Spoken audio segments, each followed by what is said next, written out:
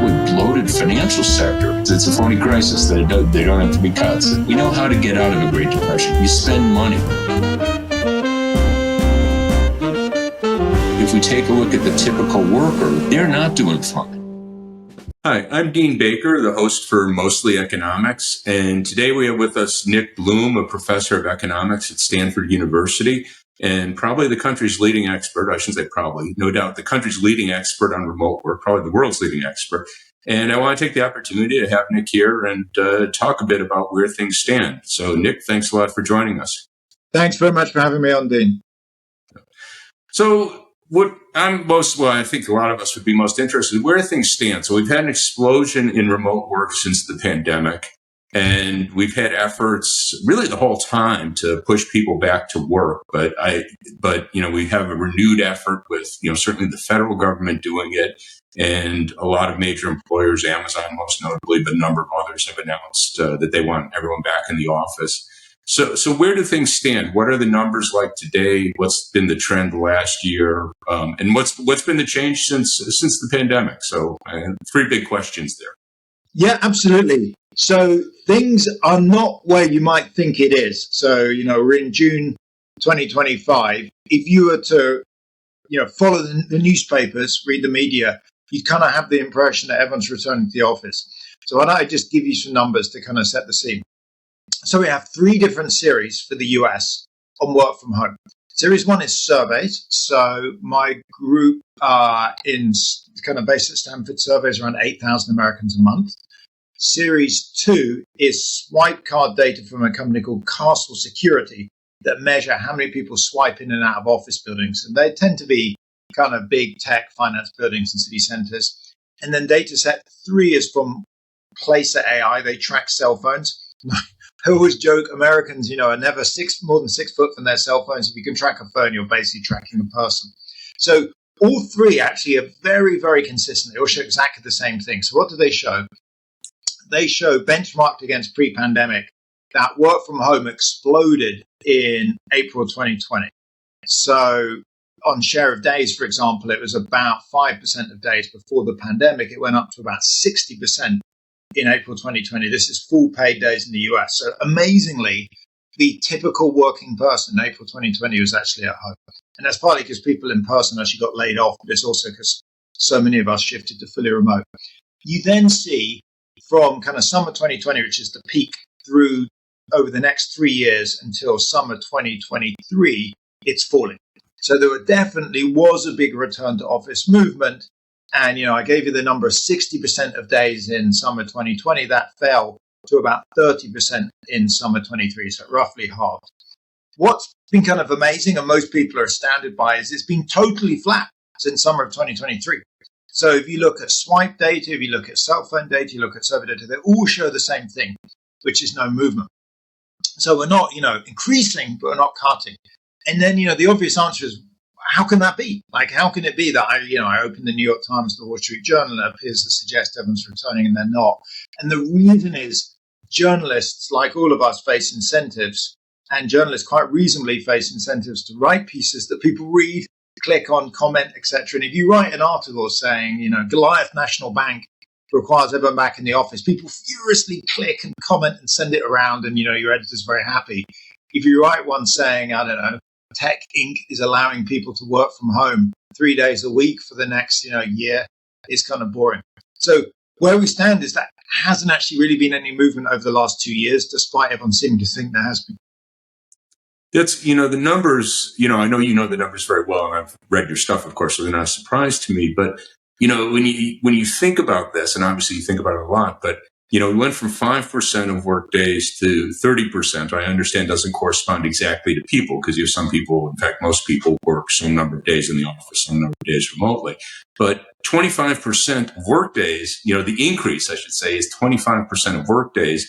So if we just said that was workers, and again, I know it's not workers, but if it was workers, it's over 40 million people went from, having to work in an office to work at home. And since it's not, 0-1, people are working 2 days at the office or 3 days or whatever it might be, we're talking about 50 or 60 million people, which is just an incredibly radical transformation of the workplace in a very short period of time.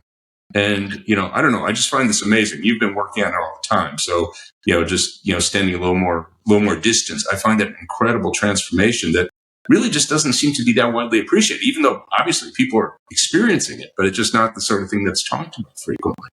Completely agree. I think the surge in work from home that we saw post-pandemic is possibly the largest change to hit US labor markets since World War II or maybe the OPEC oil shocks.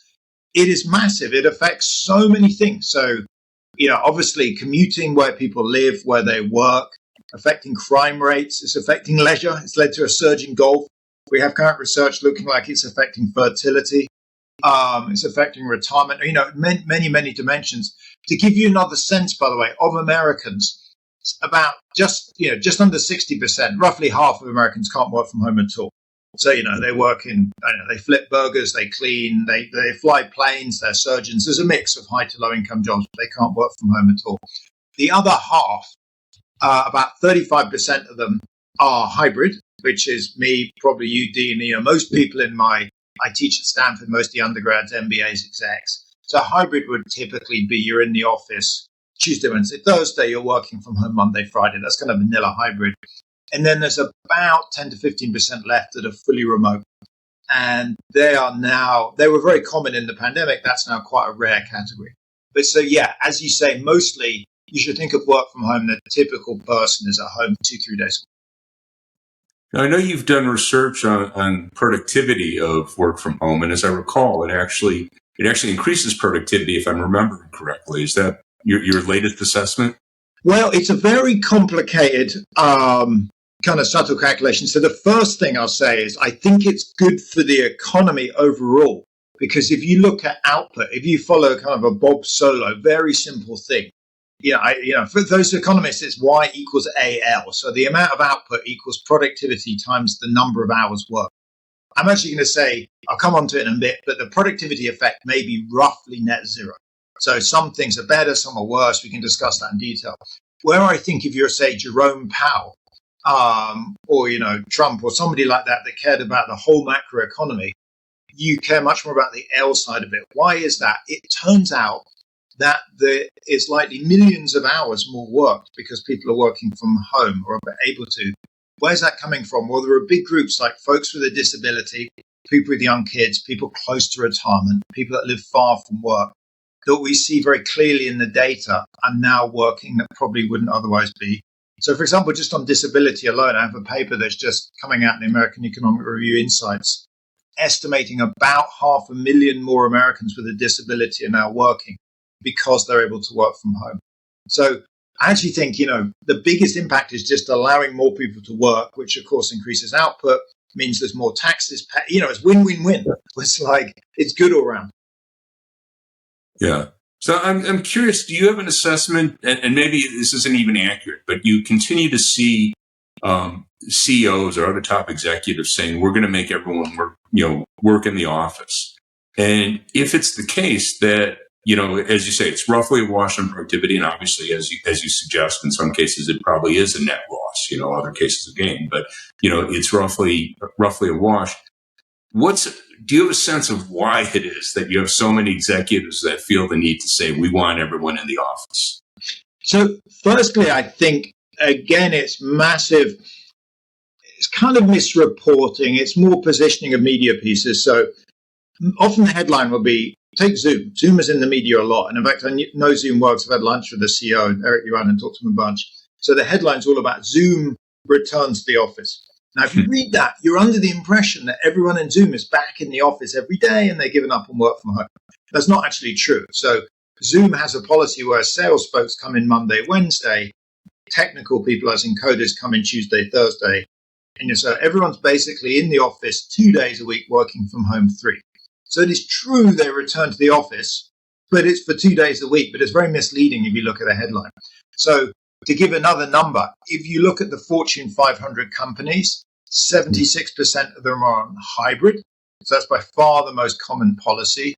I think it's 7% that are fully remote. So that's companies like Allstate, Airbnb, Zillow, if they're in there. Jesus, I was talking to someone the other day, Instacart. I can't remember who's in there, but there's a lot of remote. And then there's something like 20% of whatever's left, 18% that are fully in person. So just on average, actually, hybrid's dominant. Why is hybrid dominant? Hybrid is dominant because it's very profitable. To explain why it's profitable, I kind of quickly overview a paper I published in Nature last year.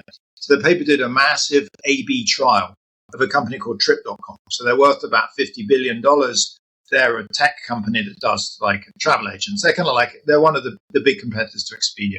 And what they did is they took 1,600 employees and they randomized them by even and odd birthday. So you have an even birthday, you have to come in every day, Monday to Friday. You have an odd birthday, you got to work from home on Wednesday and Friday. And they did this for 6 months and they collected data for up to 2 years. So, why did they do this? Because they were very unsure. The CEO I know, because the founding CEO was in my class many years ago at Stanford. So I kind of been working with them, and the current CEO, Jane's son. So they did it because they're unsure and they wanted to kind of guide policy. And they had they had thoughts, the executive team, but many of the managers disagreed. And they wanted to kind of say, here's the evidence. This is the policy we're going to go with. So what did they find? They found that hybrid had no effect on productivity. So they looked at promotions, they looked at performance reviews, leadership scores, innovation scores for the coders. About half of them are coders. The other half are like finance, marketing, accounting. They're all graduate employees, by the way, to be clear. They found lines of code written are unchanged. And when we interviewed the employees, they said, you know what, coming in the office is great. It's really good for mentoring, for building connections, for building culture, for innovating. But by the time you've got 3 days a week in the office, it's not so obvious that days 4 and 5 are that useful in addition. And instead, those days at home are actually pretty good for quiet, heads down work, reading, writing. They also allow us to recharge by avoiding the commute. So kind of fact one is hybrid wasn't better or worse on productivity. It's kind of a wash. The other fact is employees really liked it and quit rates fell by a third. And for Trip.com, they said, look, every person that quits costs us about $50,000 because we've got to go out, re-advertise, re-interview, get somebody in, train them, get them up to speed, take some manager off some other task for a bit. And they said it's just hugely expensive and disruptive. So ultimately, their view as hybrid left revenues unchanged, cut costs by about $20 million a year, and therefore it's hugely profitable. I kind of stop at this point, but hybrid is basically where things have ended up because it's hugely profitable, and CEOs answer ultimately to shareholders. Yeah, the turnover point's really important. I think often underappreciated by a lot of people. Again, obviously you're on top of it. And there are, people who do serious work in the area. But, if you could reduce the turnover, and particularly for relatively skilled positions, that's enormous because that's, the amount of effort involved in finding a new person, a good person, because obviously sometimes they don't work out for whatever reason, and then training them, so that's, if you could reduce that substantially, that's a really, really huge deal. Something you said in passing, and I've seen, obviously you're more familiar in research, but I've seen a few things that raise the question that for younger employees that they don't get the mentoring with remote work that they would in office. Now, what's your sense of that? Is that an issue? Is something people should worry about, or, is that overplayed? No, that's exactly right. So again, in general, most of common sense and things that kind of feel intuitive are, and you see it in the data. So yes, my oldest two kids are 20 and 21, and I advise a lot of undergrads. Actually, I had two of my advisors in my office today, and as advising them, for your first job, you probably want to be going in 3, maybe 4 days a week.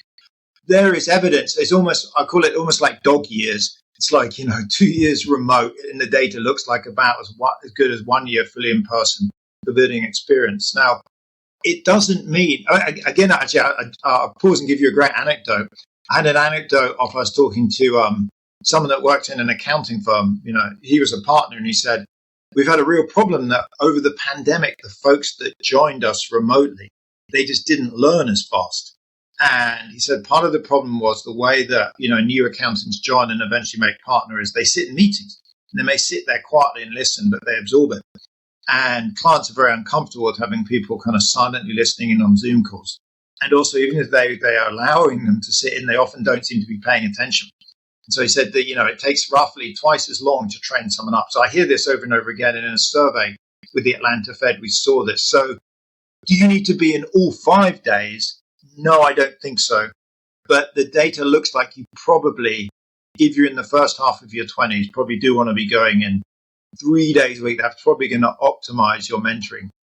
Over and above that, it's much less obvious, but that's kind of where I'd say things are. And I should be clear, the science is very inexact on this. So I had an earlier randomized control trial I published in the huge Quarterly Journal of Economics in 2015, where we randomized in a different setting people into 4 days a week at home versus fully in person. And there what you saw again is folks that were 4 days a week at home loved it. So their quit rates fell by 50%. They were like ecstatically happy not to have to go in every day. But their promotion rates also fell by 50%. And so you do see in data, there is a cost of being strongly remote, particularly if your colleagues are in and that you learn more slowly and don't seem to get promoted as quickly. Okay, no, so that is definitely some concern. And again, it sounds like the hybrid situation doesn't completely eliminate the issue, but at least it makes it less of an issue. Yeah, I just take my own employer, Stanford University. We are basically, Stanford amazingly has 20,000 employees. The reason we have so many employees, we have 2 hospital systems plus the university. And roughly 10,000 people have to come in every day. And that is cleaning, security, food service, nurses, a lot of, and so that's a big group.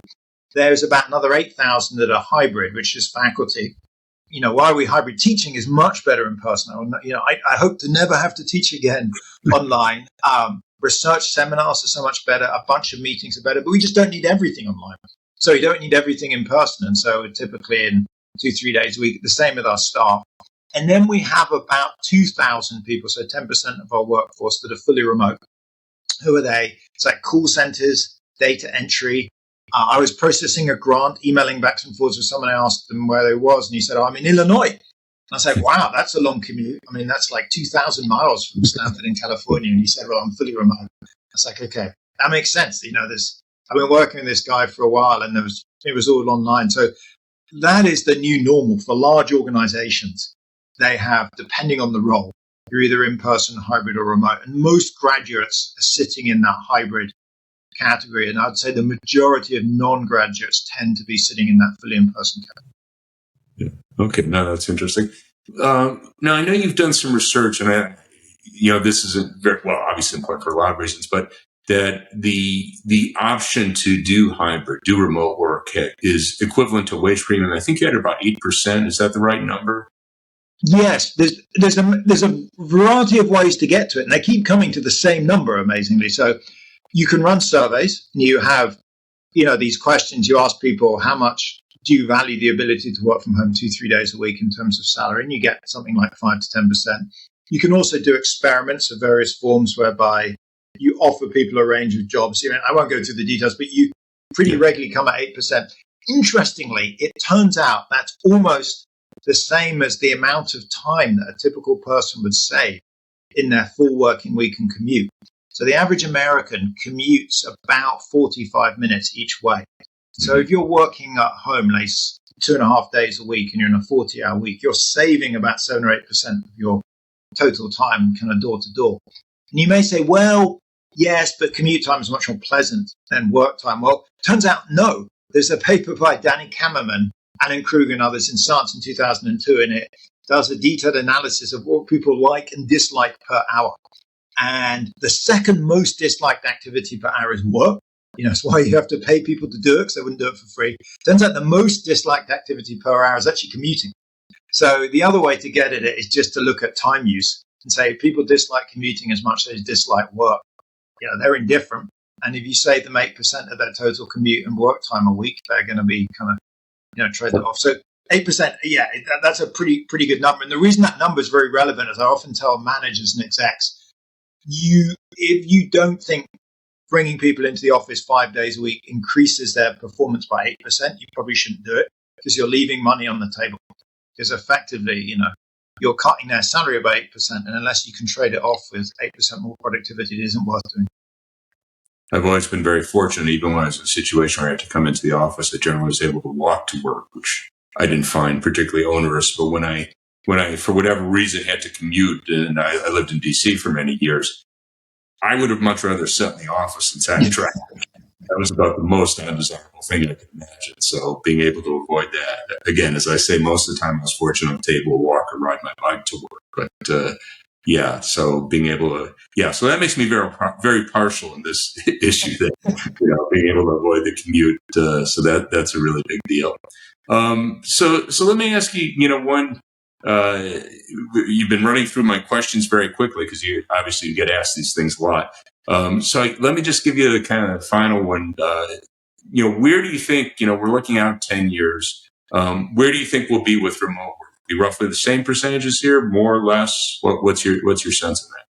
Well, oddly, it's a lot easier to predict 10 years out than it is to predict next year. So next year, I think 26 will look a lot like 25 because 25 looks a lot like 24.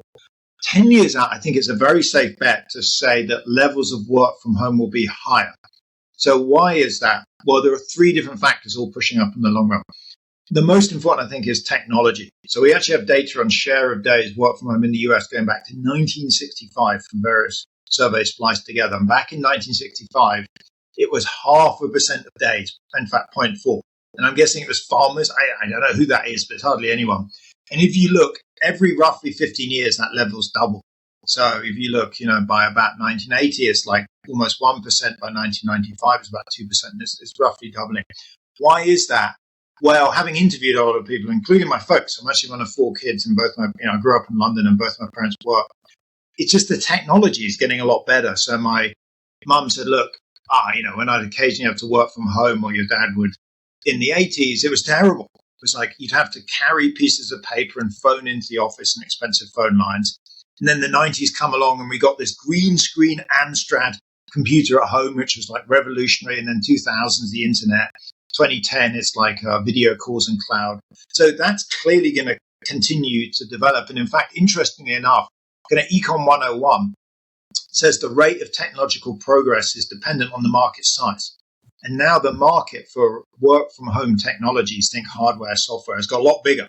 So I think on technological progress, it's clearly continuing to improve. And living out in Stanford, I see a ton of new tech and kind of software, hardware in the valley. So that's one thing. The second is a very different driving force, which is lease lengths. So JLL, which is a massive global office leasing company, has data on the lengths of office lease, and the average length is 12 years. So what that means is that leases coming up for renewal now have been signed typically, in kind of 2010, 12, 13, something like that, but clearly pre-pandemic.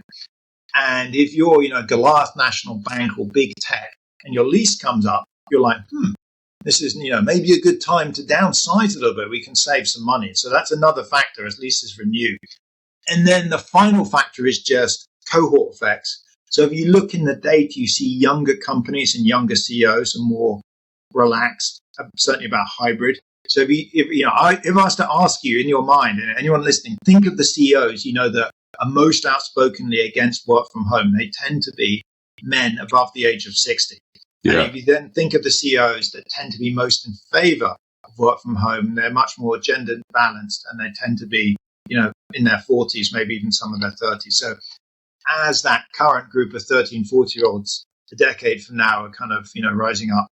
So those three factors mean currently, I mentioned earlier, about 30% of days work from home now. I wouldn't be surprised if it's kind of 35. It won't be massive, but it would be maybe 35, even 40 by 2035, 10 years from now. One of the things, and I'm sure this has occurred to you, that I was talking with someone about, people with stuff to come in, factory jobs, 8% of people are employed in manufacturing, so they have to physically be there. And, and someone pointed out to me, well, that's 8% who work for manufacturing industries. So some of those people, you have accountants, you have, programmers, you have a lot of people that they aren't physically in a factory, or at least they don't have to be, attaching part A to part B. And, it stands to reason, because we have seen this, and it'll presumably continue, that the proportion of people who have to physically be in the factory is going to fall over time. So even an area, at least to me, I at first would said, if you're manufacturing, you got to be there, that even there, we might see increased work from home, remote work. Totally. Another amazing anecdote for an area you'd think, well, actually, I'll just give you two different stories from an industry you'd think it would be very hard to have remote workers, which is fast food. So on your point, probably the closest equivalent, I was at an event in Las Vegas talking about work from home, and someone came up to me afterwards and said, I own a chain of taco restaurants in LA and I love work from home. And I was like, well, in my head, I was thinking, I'm not sure where this is going, but, he carried on and he said, look, everyone that cooks, cleans or serves food has to come in every day. There's no doing that from home. He said, but my back office, my accountants, my guys doing ordering, IT, HR, those folks, he said, I've completely gone to fully remote. He said they're probably about 80 or 90% as efficient as in the office, but they're roughly 50% the cost because I no longer have to pay for an office and I can hire them not in LA, which is a really expensive part of the country. He said, I'm really happy. I've saved an enormous amount of money. So that was exactly to your point. It's a big advocate. And then the other one was there was a story in USA Today I thought was great on how even your local fast food restaurant is managing to remotize stuff. So, this is true here. So when I drive, I live on Stanford campus in Palo Alto. So it's a really expensive part of the country. Like babysitters are kind of $25 an hour. And you drive to your local McDonald's. And when I go in, I have to wind down the car window and you shout into that little speaker your order. Now, it used to be in 2019, the person taking that order is sat in the booth 20 foot away and would hand the order or type it into the cook who will cook it and serve it to you. Now, apparently, they're increasingly just having massive national call centers whereby, say, rather than hiring someone in Palo Alto and $26 an hour, the person typing that order in, say, in Mississippi. Or they could be at home, actually, in Mississippi. They don't even need to be anywhere. So you can see that even if, McDonald's, most of the jobs cannot be remote. Little bits of them, businesses are finding ways to kind of peel off bits of activities because it's just so much cheaper if you can take something like that and do it remote. Yeah, no, that makes sense. And yeah, that stands to reason that will expand. And again, as you were making the point before, as the technology develops for that, there'll be more innovations in ways that maybe we can't even think of today that will allow workers in many of these areas to work remotely that might seem far-fetched at the moment. Yeah, I mean, the only thing that is complicates this story is the impact of, say, AI and offshoring. So it is true that more activities will go remote, but some of them, in a sense, fall off the other end. They just get replaced by AI. So in 2025, the person taking my burger, order is maybe in Mississippi, but in 2030, that may be AI. And so my guess is hybrid as a group is going to definitely expand because hybrid, everything that needs a combination of in-person remote, works for us, a lot of managerial professional jobs. It is less clear, actually, what's going to happen to fully remote jobs in the US. And I think high-skilled ones like writers, journalists, Michael Lewis, I doubt he has an office. He probably works from home or, folks like that will continue to do well. But call centers, data entry, the kind of low-wage fully remote jobs, is less clear how many of them will be around in 2035. Yeah, that is an area, and I don't know how much is actually due to AI, but you could see that that's an area where job growth. In fact, there's been shrinkage in the last year or so. Now, how much of that's due to AI? Someone else knows that, I don't, but clearly that is going on. The job shrinkage is going on. Again, that's AI is the main factor. No, I can't answer that, but yeah, that's clearly an issue. So, are there other points that you like to make about remote work before I let you get out of here? The other thing is there's enormous impacts on society. So I'll quickly go through 4, ending on the last, which I think in the long run might be the biggest. So one is on the property markets. So I have a paper in the Proceedings National Academy of Sciences highlighting what's called the donut effect, which is probably well known to people by now. But what we've seen during the pandemic, and it's persisted, is folks, because they were hybrid, left city centers and went out to the suburbs. And that across America, in fact, globally, because we have data from Zillow, but also MasterCard and spending, some other data sets, you see us relatively push down activity in city centers. So central San Francisco, New York is down a little bit, and the suburbs have gone way up. And so if you have a house in the suburbs, you're, an hour drive out from central DC or, Austin or something, you've done relatively really well. And that is a permanent shift. The second change is, interestingly, that's had an effect on crime. So what we see is burglaries and kind of property crimes have actually gone down a bit in the suburbs and shifted into the city centre. So if you're a burglar and you're about to break into someone's house, it's not very appealing if you break in and find someone working from home. Or they may not even be at home, but their neighbours are, and they're twitching the net curtains and watching you. So it's affected crime. It's also affected, as other examples, sport. So I had a study showing golf playing has exploded because people are now playing in the week. And it's not necessarily bad. So like, Dean, if you're my boss and I get my job done, but I take 2 hours off in the morning to play golf and make it up in the evening, that's all good. I just watch less TV, I guess, and play more golf. But we see but other leisure activities like pickleball, going to the hair salon, going to the dentist, I won't call that leisure, but the kind of things that people used to do in the evenings, using gyms, weekends has gone up. And then finally, the one we're working on right now that I think potentially could be the most important long run is the impact on fertility. So there's, an increasing number of articles, the UN just put something out just saying, fertility rates globally are declining.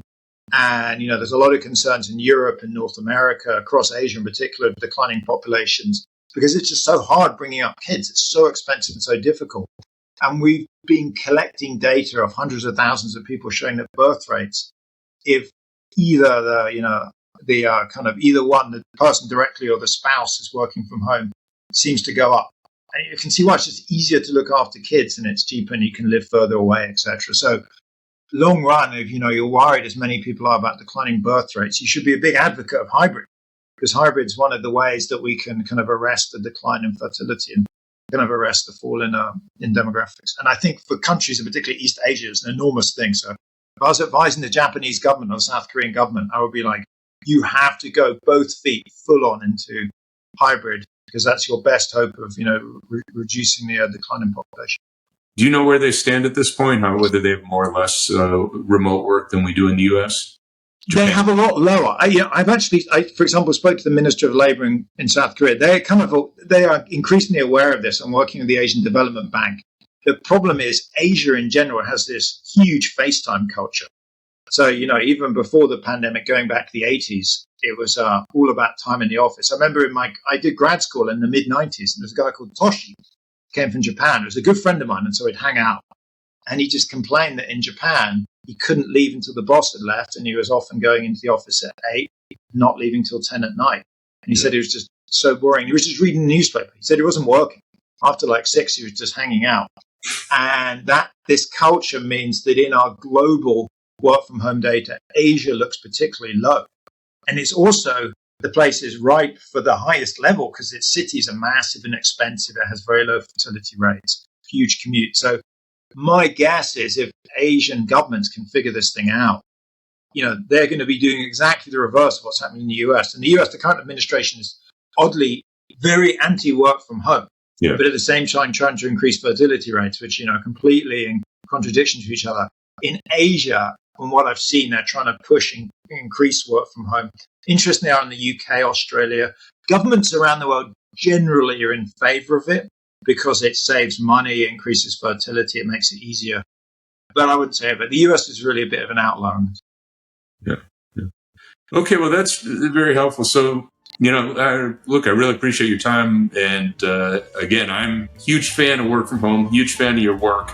And I think we'll see where things go, but hopefully we'll see a lot more remote work in the years ahead.